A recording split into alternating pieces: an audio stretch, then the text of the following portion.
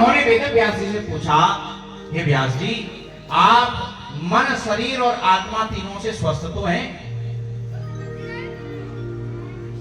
आजकल तो हम लोग केवल शरीर की स्वस्थता के बारे में पूछते हैं। कोई मिले तो ठीक है, तबीयत ठीक है, लेकिन कोई ये नहीं पूछता कि मन ठीक है कि नहीं, आत्मा ठीक है कि नहीं। मानसिक स्वास्थ्य, आत्मिक स्वास्थ्य और शारीरिक स्वास्थ्य, ये तीनों जब ठीक रहते हैं ना, तभी व्यक्ति को स्वस्थ मानना चाहिए। माने शरीर देखने में स्वस्थ है लेकिन मन विचलित है तो वो स्वस्थ नहीं है। और आजकल लोग मानसिक बीमार हैं, उनको इतने मानसिक क्लेश हैं कि सब कुछ संपन्नता होने के उपरांत भी वे मानसिक अस्वस्थ हैं।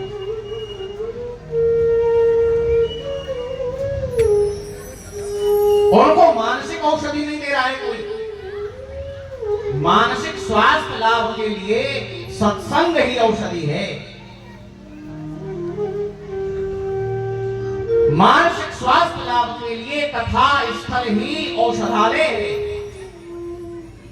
मानसिक स्वास्थ्य के लिए महापुरुषों के वचन ही औषधि है। इनका अभाव हो गया है जीवन में। हम शास्त्रों से दूर हो गए, हम संतों से दूर हो गए, इसलिए मानसिक रोगी हो गए। नारद जी ने पूछा कि आप मन से, शरीर से, आत्मा से प्रसन्न हैं? परितुष्यत शारीर आत्मा मानस की भवा।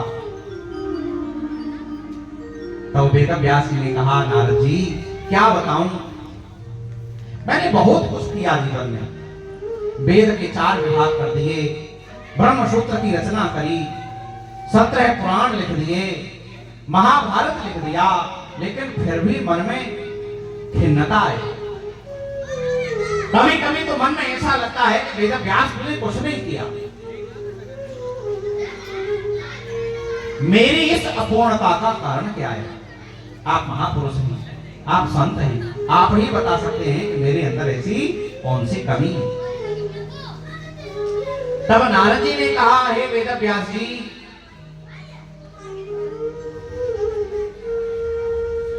जिस साहित्य में भगवान के निर्मल यश का गान नहीं होता है, वो साहित्य वैष्णवों के लिए सम्माननीय नहीं है। अरे जिस साहित्य से भगवान प्रसन्न नहीं हो, वो साहित्य अधूरा है, वो शास्त्र ज्ञान अधूरा है। वाणी चाहे अलंकार से युक्त हो, व्याकरण से पुष्ट हो, लेकिन जिस वाणी के द्वारा भगवान का निर्मल यश नहीं गाया जाता, उस वाणी का वैष्णव लोग समादर नहीं करते।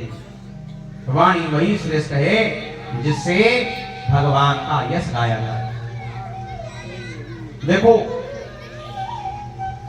फिल्मी गाना कितना भी अच्छा हो, लेकिन ज्यादा दिन तक वो लोगों की जुबान पर नहीं रहता है, बहुत दिनों तक हिट नहीं होता है।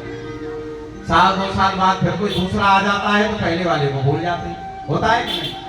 कोई भी गाना हो, कितना भी हिट हो, सुपर हिट हो, कितने दिन तक गाते हैं लोग उसको, जब तक कोई दूसरी धुन नहीं आ जाती। इसका कारण पता है? क्योंकि उसमें भगवान का यश नहीं है। और देखो, इस श्रीमद् भागवत की कथा गाथा हजारों वर्ष से गाई जा रही है, हजारों वर्ष से, लेकिन जो रुचि पहले थी वो रुचि आज भी है लोगों की। 5-5 घंटे इस खंड में बिना रुचि के कौन बैठेगा बताओ? श्री रामचरितमानस का सैकड़ों वर्षों से गान हो रहा है और आज भी होता है, उतनी श्रद्धा से लोग सुनते हैं। क्यों?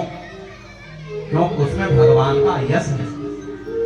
ऐसा नहीं है, साहित्यिक दृष्टि से देखा जाए तो अनेक ग्रंथों की रचना तुलसीदास जी के बाद हुई है, लेकिन कितनों का मूल पारायण होता है, कितनों का अखंड पाठ होता है।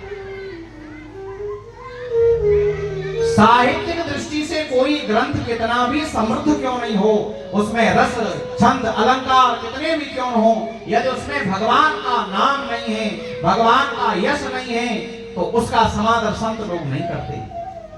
हमें तो बड़ा अच्छा लगा जब हमने सुना कि माता जी ने रामचरित लिखा है अपने, बहुत प्रसन्नता हुई।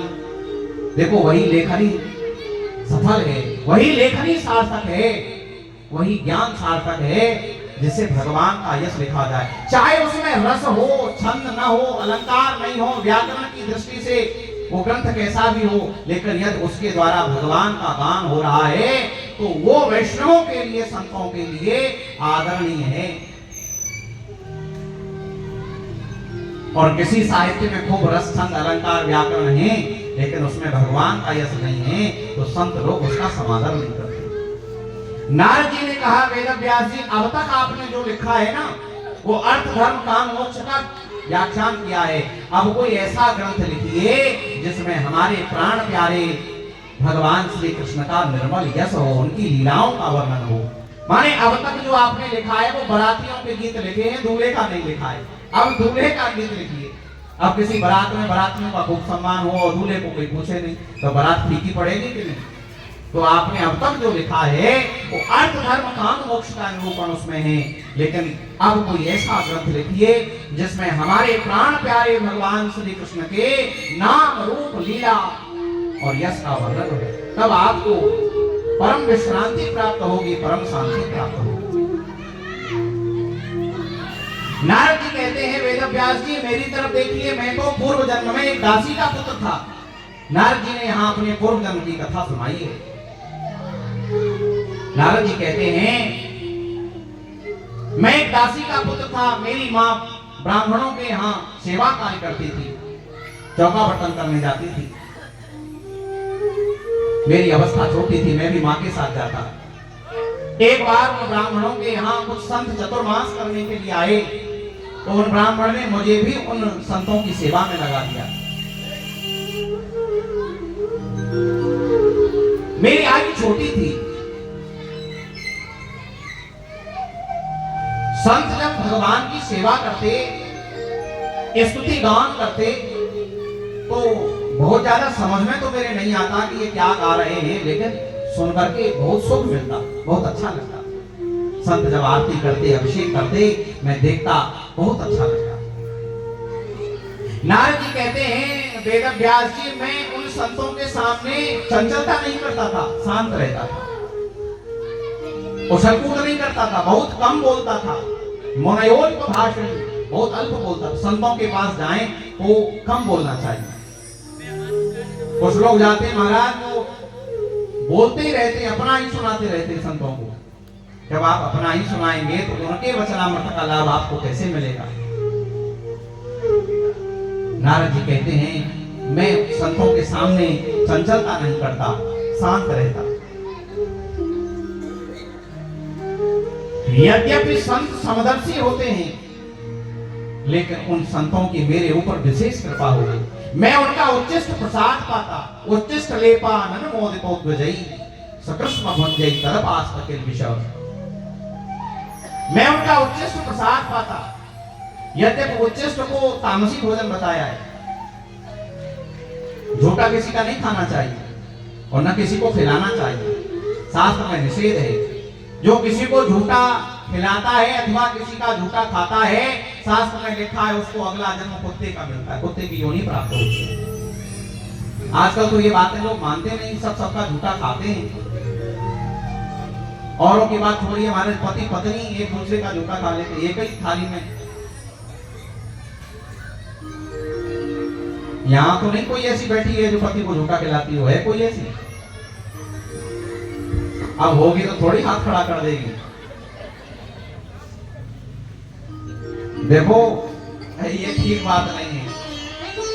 किसी को भी झूठा नहीं खिलाना चाहिए, ना किसी का झूठा खाना चाहिए।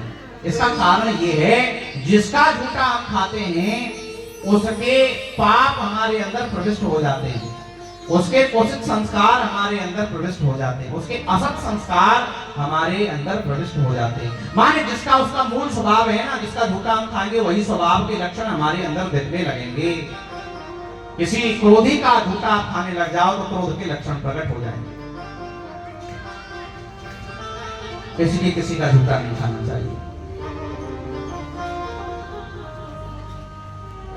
पति का झूठा तो खा सकते हैं यदि पति सात्विक है तो, भक्ति मार्ग में है तो, और पति ठेके पे जाकर के है और शाम को ठेके पे जाता है, तो ऐसे पति का झूठा नहीं खाना चाहिए, तुम्हारी भक्ति और नष्ट हो जाएगी। पति यदि सात्विक है, भजन के मार्ग पर चलने वाला है, तो ऐसे पति का झूठन पत्नी को पाना चाहिए, पा सकती है। लेकिन अपना झूठा किसी को नहीं देना चाहिए, बच्चों को भी मैंने थाली शेयर नहीं करनी चाहिए। अरे किसी और का झूठा तो छोड़िए, अपना झूठा भी व्यक्ति को नहीं खाना चाहिए। एक बार खा लिया और फिर वो बच गया थाली में, फिर रख दिया, फिर खा लिया, ये भी नहीं करना चाहिए। एक बार उतना ही थाली में लेना चाहिए जितना आप पा सकते हैं। लेकिन यहां नारद जी कह रहे हैं मैंने संतों का उच्चिष्ट प्रसाद पाया, सबका नहीं पाना चाहिए, लेकिन संतों के उच्चिष्ट प्रसाद में बड़ी शक्ति होती है। संतों की 3 वस्तुओं में विशेष शक्ति होती है। किस किस में? संतों के चरणामृत में, संतों की चरण रज में, और संतों के उच्चिष्ट प्रसाद में। हमारे वृंदावन में कहते हैं महाप्रसाद। भगवान को जो भोग लगता है वो तो होता है प्रसाद, और उस प्रसाद को जब कोई संत पाले तो वही बन जाता है महाप्रसाद। नारद जी कह रहे हैं मैंने जब उस महाप्रसाद को पाया तो मेरे कलमश नष्ट हो गए, मेरा चित्त निर्मल हो गया और भगवत धर्म में मेरी रुचि हो गई। चतुर्मास करके संत जाने लगे तो मैं भी उनके पीछे पीछे जाने लगा। संतों ने मुड़ करके देखा, अरे बालक तू हमारे पीछे पीछे कहां आ रहा है? तो मैंने कहा कि अब आपके बिना मेरा मन नहीं करेगा, मैं आपके साथ चलूंगा। तब संतों ने कहा, अरे हमारे साथ चलेगा, घर में तेरी मैया प्रतीक्षा कर रही है कि कब तू जल्दी बड़ा हो, तेरा ब्याह हो, घर में बहू आए, और तू हम बाबा जियों के साथ जा रहा है। घर में रह करके मैया की सेवा कर।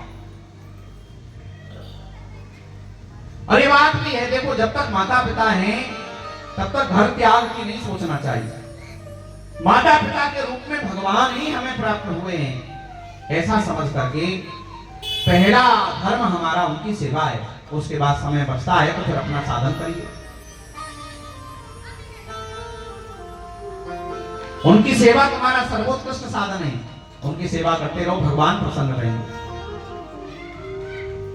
अगर समय बचता है तो भगवान का भी ध्यान करिए, लेकिन ऐसा नहीं कि माता पिता की सेवा से विमुख होकर के आप भगवान की सेवा करें तो उससे कोई बहुत ज्यादा प्रसन्न भगवान होंगे नहीं। संतों ने कहा घर में अपनी माँ है उनकी सेवा करो, लेकिन हम तुम्हें मंत्र दिए देते हैं, इस मंत्र का तुम जब करोगे तो तुम्हें निश्चित ही भगवत प्राप्ति हो जाएगी।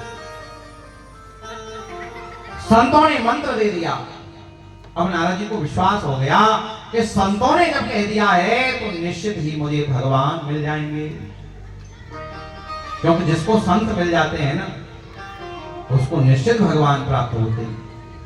भगवान दुर्लभ नहीं है, गुरु दुर्लभ नहीं, संत दुर्लभ है। संतन के संग लागी रे तेरी अच्छी बनेगी, संतन के संग लागी रे तेरी अच्छी बनेगी, तेरी किस्मत जगेगी, अच्छी बनेगी तेरी किस्मत जगेगी, अच्छी बनेगी तेरी किस्मत जगेगी।